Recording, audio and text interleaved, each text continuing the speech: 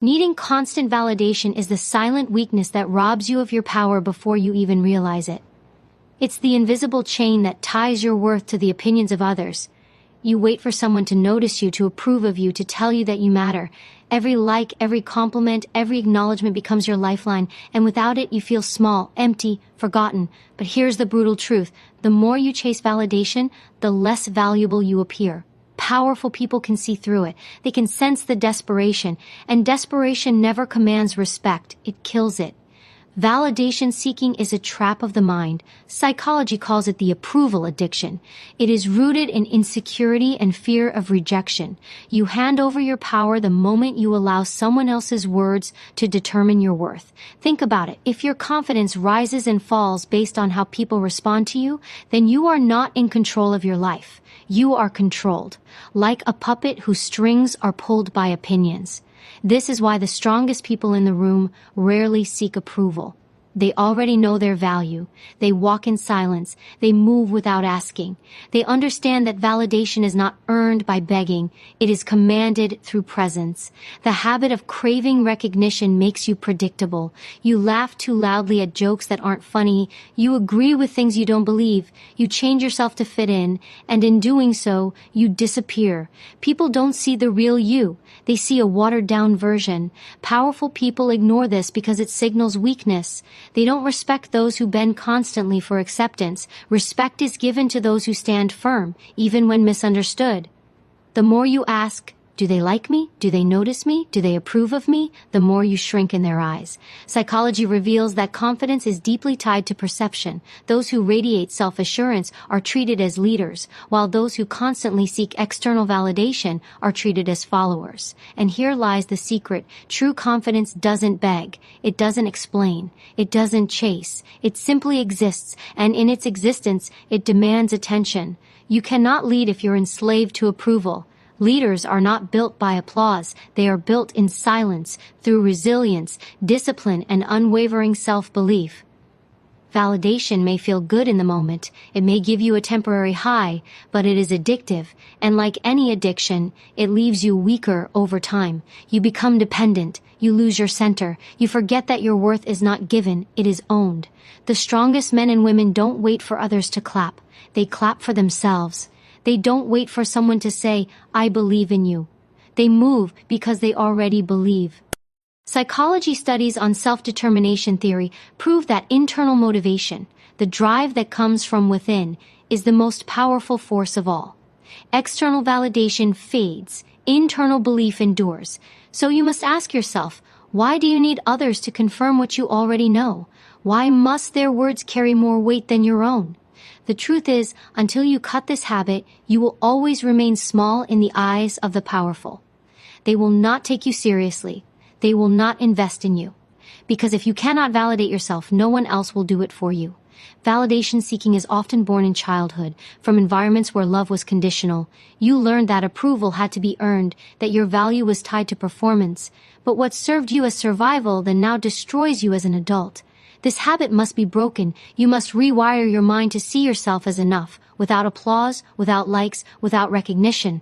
This is not arrogance, it is ownership, it is self-respect. Powerful people do not ignore you because they are cruel. They ignore you because they sense your dependence, and dependence is dangerous. It means you cannot stand alone. To break free, you must practice detachment. Stop checking if others notice your effort. Stop posting for likes. Stop waiting for approval. Build yourself in silence. Move without announcing. Let your results do the talking. The irony is, the less you need validation, the more respect you attract. The less you ask for attention, the more attention you command.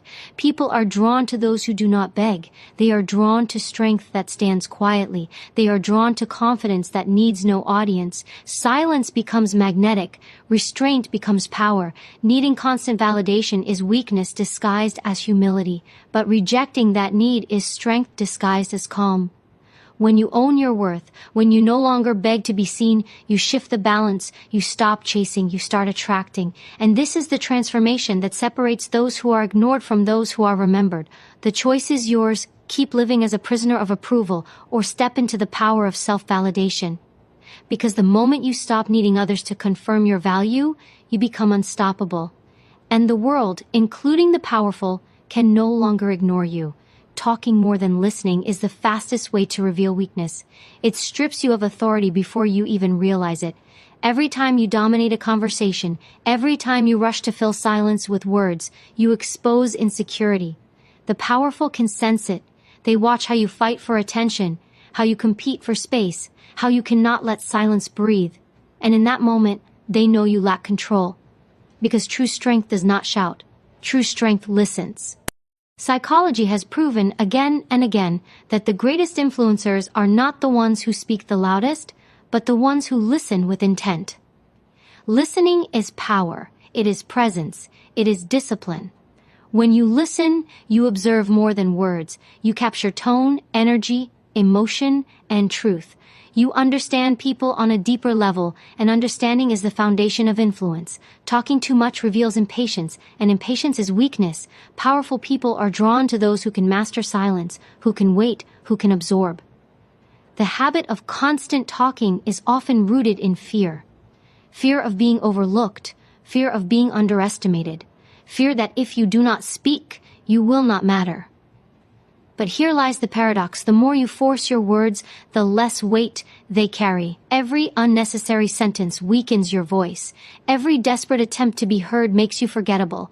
But when you choose your words with precision, when you let silence sharpen your presence, people lean in, they listen, they respect. Powerful people ignore those who never stop speaking because endless words signal lack of control. They respect those who can sit in silence without discomfort, who can listen without needing to interrupt, who can allow others to reveal themselves fully before they respond. In that stillness lies dominance. It is in listening that you gather information, that you see patterns others miss, that you uncover hidden intentions. The one who listens holds the power because knowledge is power. And talking too much robs you of it. Studies in leadership psychology show that the most admired leaders speak less than their followers. They ask more questions, they listen with patience, and when they finally speak, their words carry weight, not because they are louder, but because they are rarer. Scarcity breeds value. If you flood the room with your voice, you become background noise. If you use your voice sparingly, it becomes sharp, noticeable, unforgettable. Talking more than listening also exposes insecurity. It shows that you need to prove yourself constantly, that you cannot sit still with your own presence, that you are terrified of being invisible. But here's the truth. Visibility is not created by noise. It is created by strength.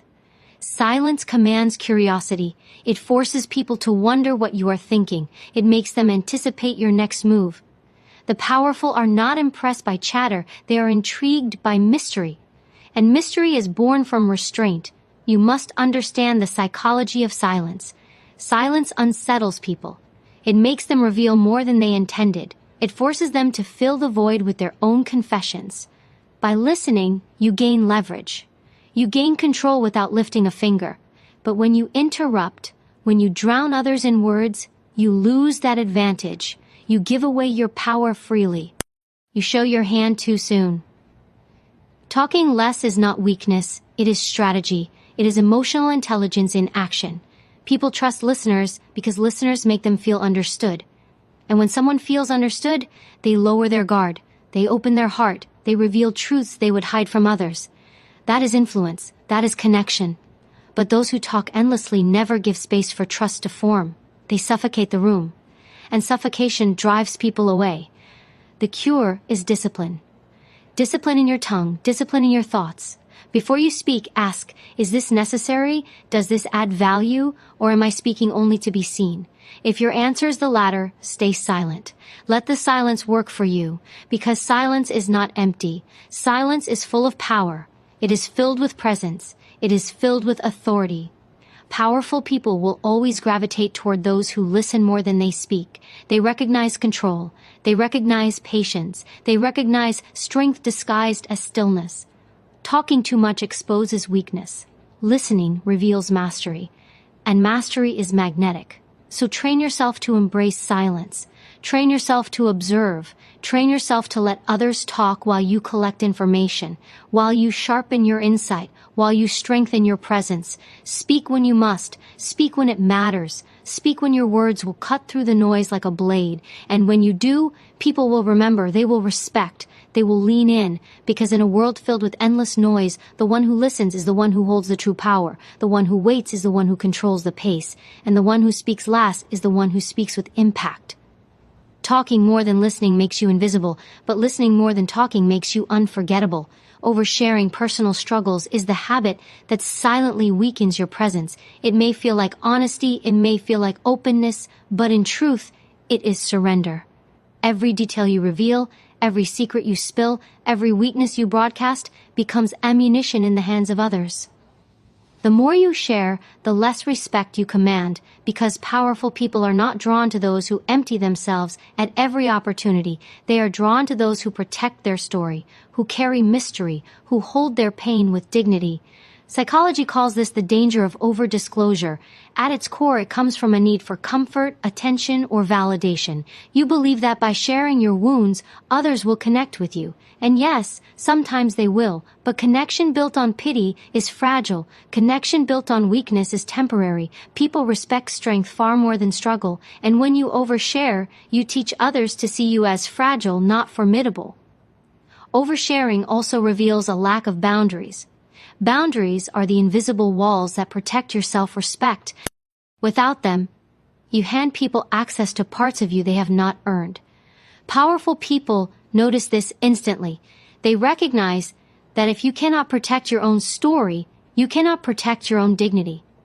They see a person desperate to be heard, not disciplined enough to remain silent, and that desperation erases presence.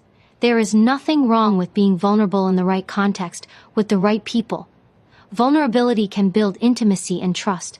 But when it becomes a habit, when you share your struggles with everyone everywhere, you lose control over your own narrative. You are no longer in charge of how you are seen. Instead, you hand that control to the listener, hoping they will handle it with care. But not everyone will. Some will pity you, some will exploit you, and some will simply ignore you.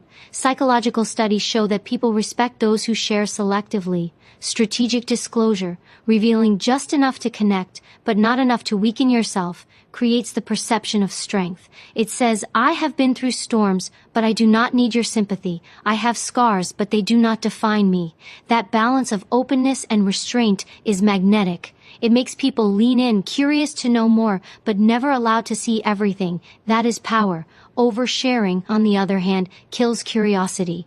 It strips away the element of mystery. When you reveal everything, there is nothing left to wonder about.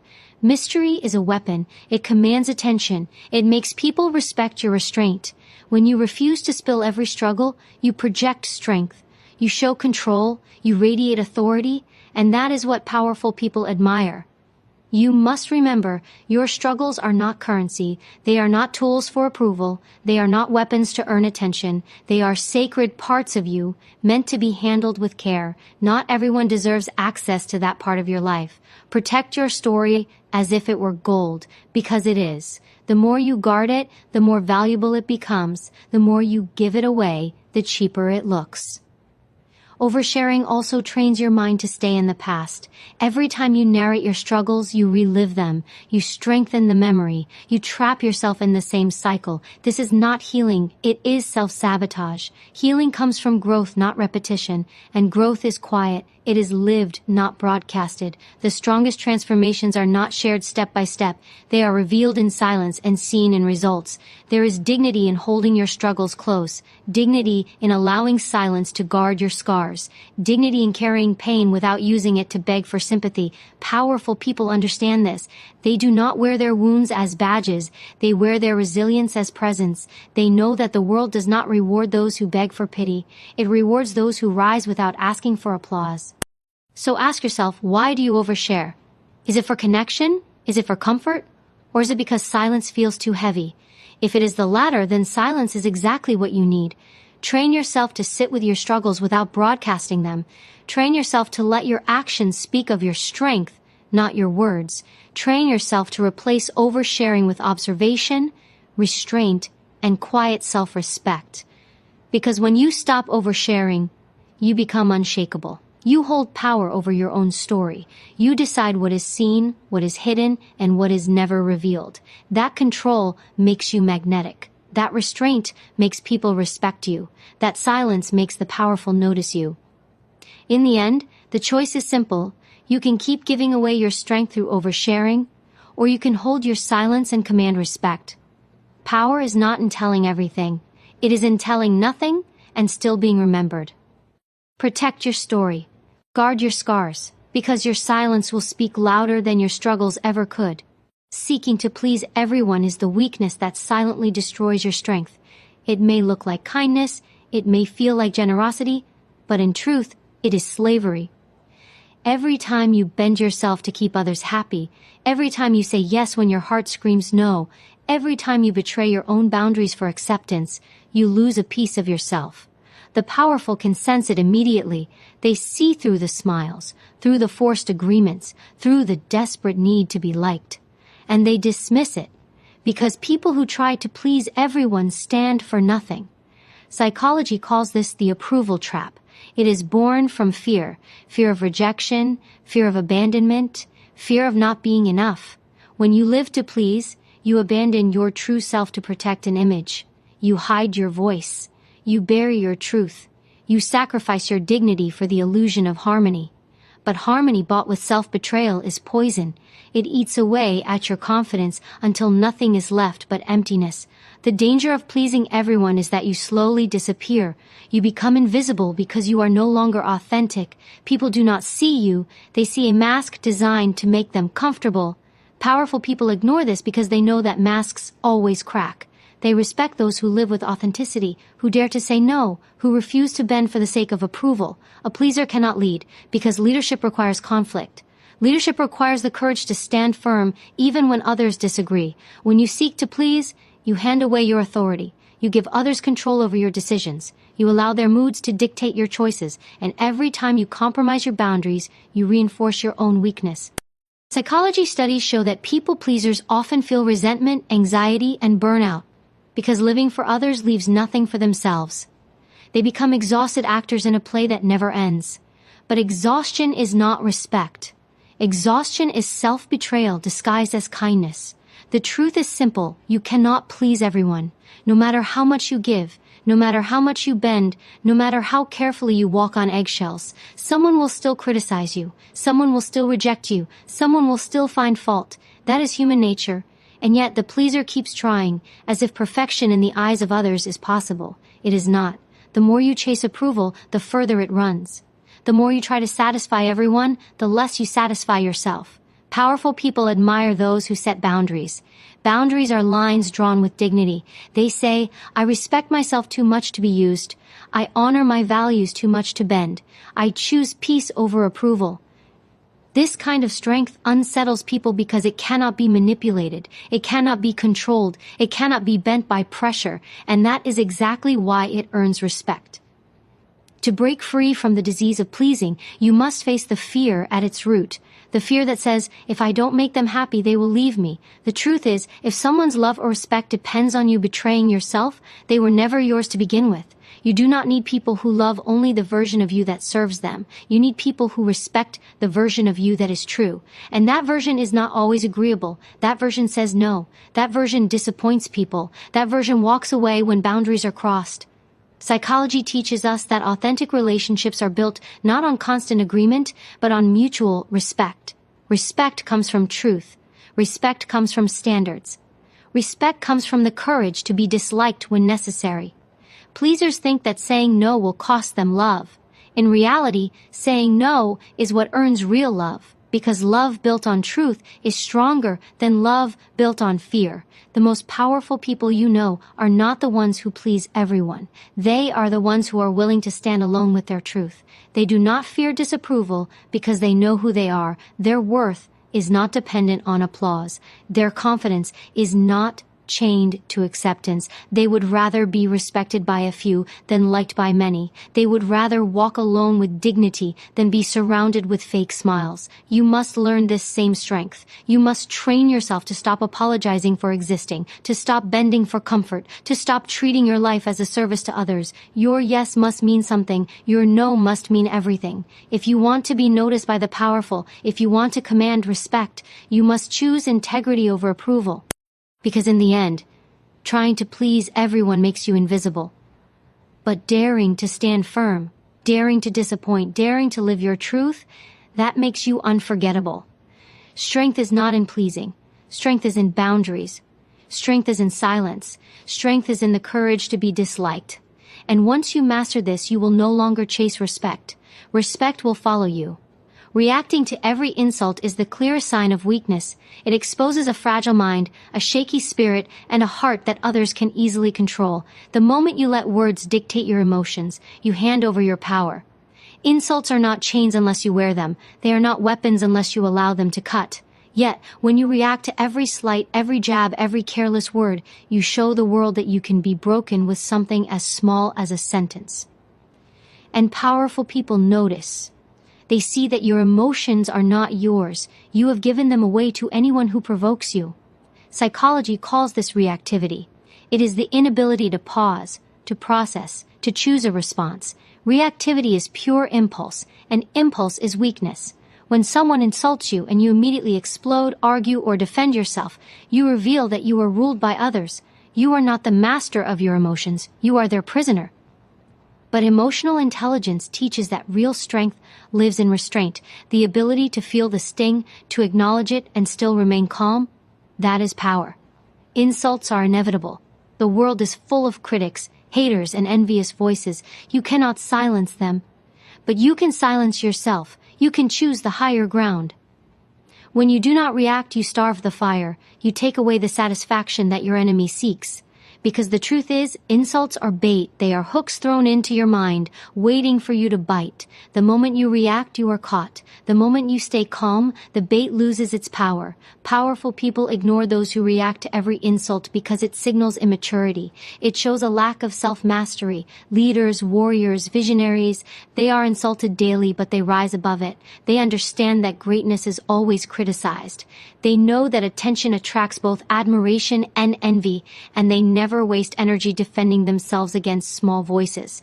They protect their focus, their time, their emotions. Weak people argue, strong people remain silent. Silence, after all, unsettles more than anger ever could.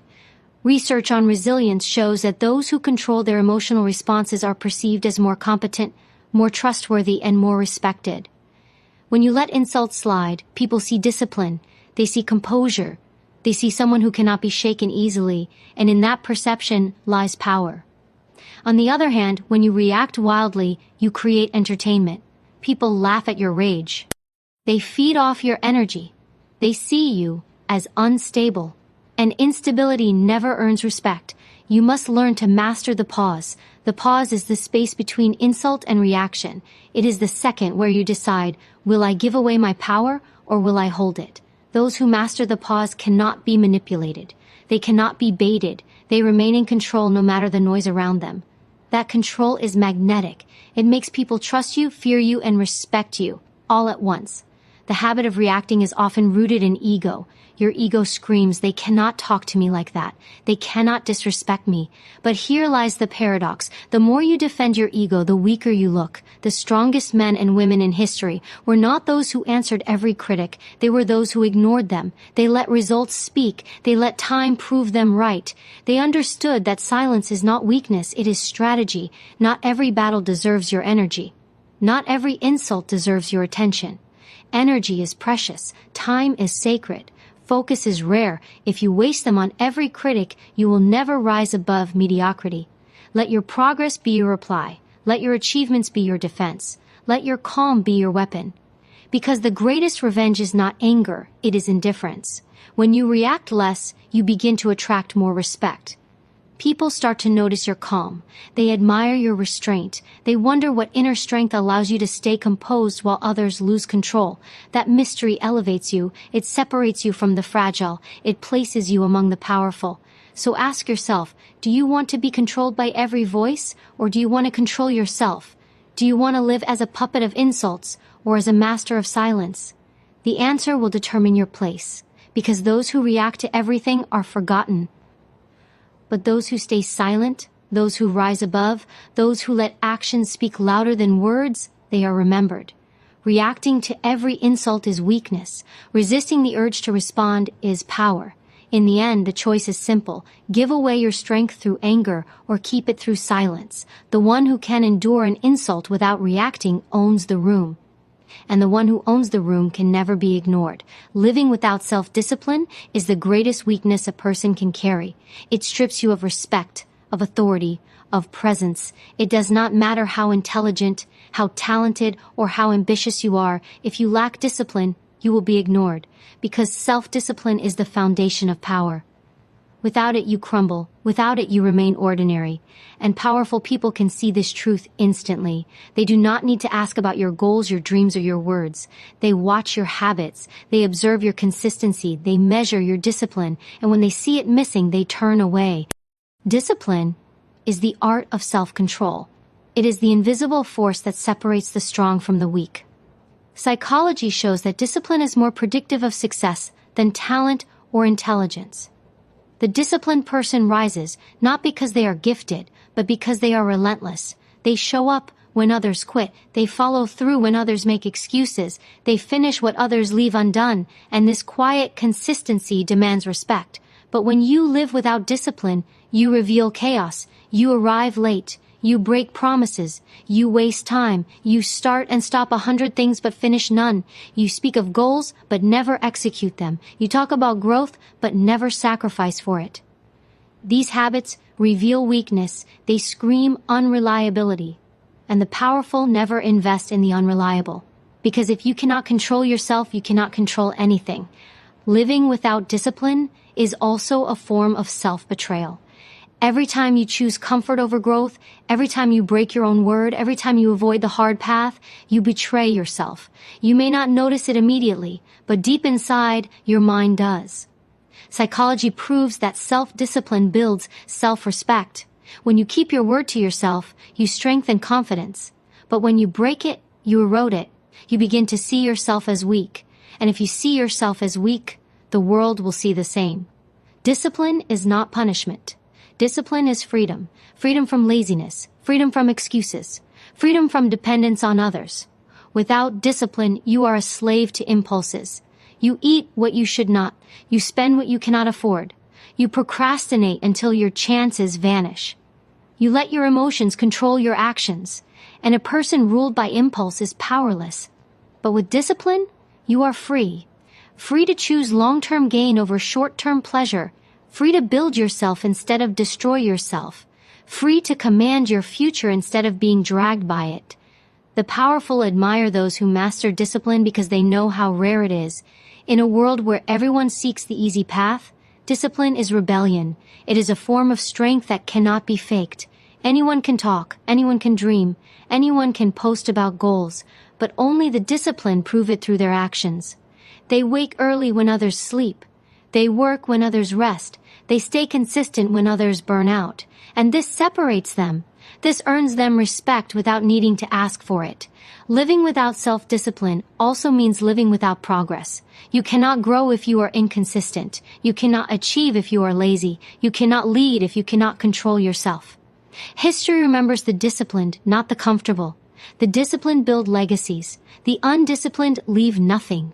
Powerful people know this, which is why they ignore the weak habits of the inconsistent. They do not waste time on those who cannot even master their own routines.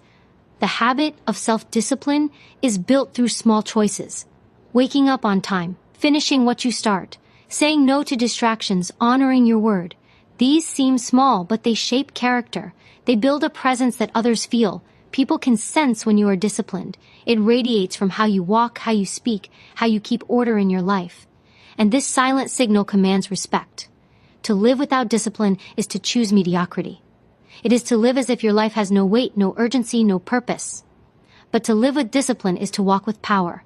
It is to know that every action counts, that every habit builds, that every sacrifice strengthens you, and that strength is impossible to ignore. So ask yourself, do you want to be ruled by comfort, or do you want to be ruled by purpose? Do you want to live as a slave to impulse, or as a master of yourself? The answer will define how the world treats you, because the disciplined cannot be dismissed. They are remembered, they are respected, they are followed. But the undisciplined vanish in the crowd, forgotten and ignored. Living without self-discipline is weakness. Living with it is power. And until you choose discipline, you will never command the respect you seek. The more you complain, the smaller you become in the eyes of powerful people. Complaining is easy. Anyone can do it. It requires no courage, no vision, and no strength. But acting, taking real steps to change your situation, requires discipline, courage, and emotional maturity. When you complain instead of acting, you send a silent message that you are powerless, that you prefer comfort over solutions, and that you want attention more than progress. And this is exactly why powerful people ignore complainers. They know that complaints without action are noise, distractions that drain energy, and obstacles that block progress. Complaining might make you feel better in the moment. It might even get you sympathy. But sympathy is not respect, and sympathy is not power. Complaining signals to others that you are trapped, that you lack initiative, and that you cannot lead yourself, let alone others. This is why people who constantly complain get excluded from serious conversations. Leaders, visionaries, and strong individuals seek those who solve problems, not those who amplify them. Psychology shows that chronic complaining rewires your brain. Each complaint strengthens the neural pathways of negativity, making it easier to see problems and harder to see opportunities. It's not just a habit, it becomes an identity. You stop looking for solutions because you are addicted to the comfort of expressing your frustration. That's why powerful people don't invest their time in complainers. They know it's a cycle that traps you in weakness. Strong individuals approach struggles differently. Instead of asking, "Why is this happening to me?" they ask, "What can I do about it?" That shift in perspective is the difference between weakness and power. Complaining keeps you in the victim role, while action makes you the author of your life. The world respects action because action builds results. And results speak louder than words. Look closely at history, and you'll see the same pattern. Every person who left a mark on this world faced obstacles, betrayals, and pain, but you won't find their legacy in what they complained about. You'll find it in what they built despite the challenges. They turned struggle into fuel. They used pain as a sharpening stone. They refused to let complaints become their language. That's why they rose. That's why they were respected. Complaining is often a cry for validation. You want others to notice your pain, to agree that life is unfair.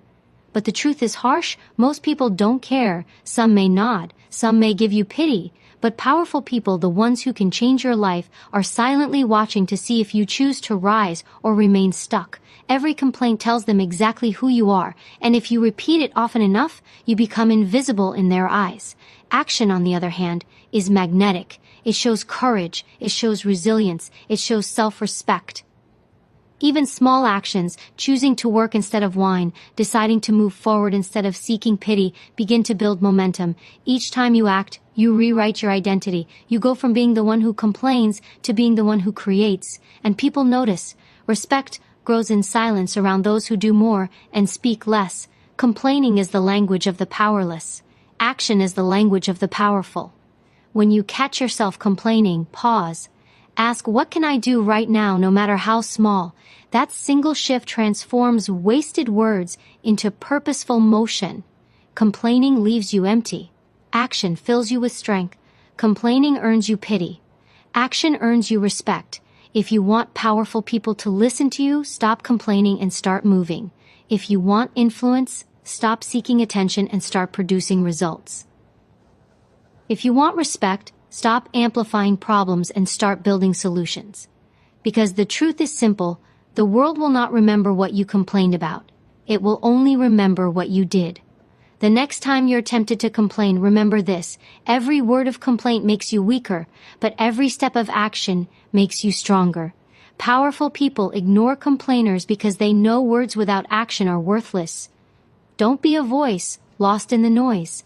Be the one who acts silently, consistently, and courageously. That is how you rise above. They say courage is tested not when you stand with the crowd, but when you dare to stand alone. One of the most damaging habits that weakens your presence in the eyes of powerful people is the fear of standing alone. This fear keeps you chained to dependency, approval-seeking, and conformity. It silences your voice, bends your back, and forces you into the background of your own life. And make no mistake, those who hold true influence can see it instantly. Why? Because leaders, visionaries, and those who have built power understand one truth: strength is never measured by how well you fit into the herd. It is measured by how willing you are to step outside of it. When you fear being alone, you sacrifice authenticity. You say yes when your heart screams no. You accept treatment that insults your worth simply because rejection terrifies you. You stay silent when your truth could set you free. This habit creates an invisible weakness. It signals to powerful people that you cannot be trusted with responsibility, leadership, or independence. You become another follower, another shadow, another forgettable presence in a world that remembers only the bold. Psychologists call this social conformity bias, the human tendency to match our behavior to those around us, even when it goes against our values. It's a survival instinct rooted in evolution. But here's the difference. Powerful people don't let instinct dictate their destiny. They rise above it. They understand that isolation is often the price of greatness. That solitude is where clarity, discipline, and vision are born. Look back at history. Every transformative figure, whether a philosopher, a revolutionary, or an innovator, faced moments of standing alone. They endured ridicule, resistance, and misunderstanding, yet their strength to embrace solitude instead of fearing it carved their path to influence. What kept them apart was not arrogance, but the refusal to dilute themselves just to belong. The fear of being alone keeps you small. It pushes you to chase temporary company instead of lasting respect. It makes you settle for toxic people, unhealthy environments, and shallow connections, all because silence or solitude feels unbearable.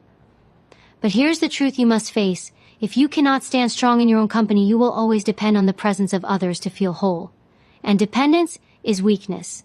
Powerful people admire those who can walk alone without losing themselves. They see resilience, discipline, and vision in someone who does not crumble in solitude. They understand that a person who can stand apart can also lead, innovate, and make decisions that others fear to make. Independence is magnetic. It signals strength without words. So, how do you kill the fear of standing alone? You begin by shifting perspective. Stop seeing solitude as loneliness. See it as training. See it as the crucible where your character is forged. Use time alone to sharpen your mind, build your craft, and strengthen your identity. Learn to enjoy your own company so that when others leave, your strength remains. Next, set boundaries without apology. The more you choose your peace over shallow acceptance, the more you train yourself to stand tall in independence. Each no you say to unnecessary validation is a yes to your growth. Each moment of solitude is an investment in becoming unshakable. Finally, remember this: solitude is not punishment, it is power. Silence is not emptiness, it is clarity. Standing alone is not weakness, it is proof that you are strong enough to carry your own weight before asking anyone to walk beside you. The world doesn't remember those who blended in, it remembers those who had the courage to stand apart. And powerful people, whether consciously or instinctively, will always gravitate toward those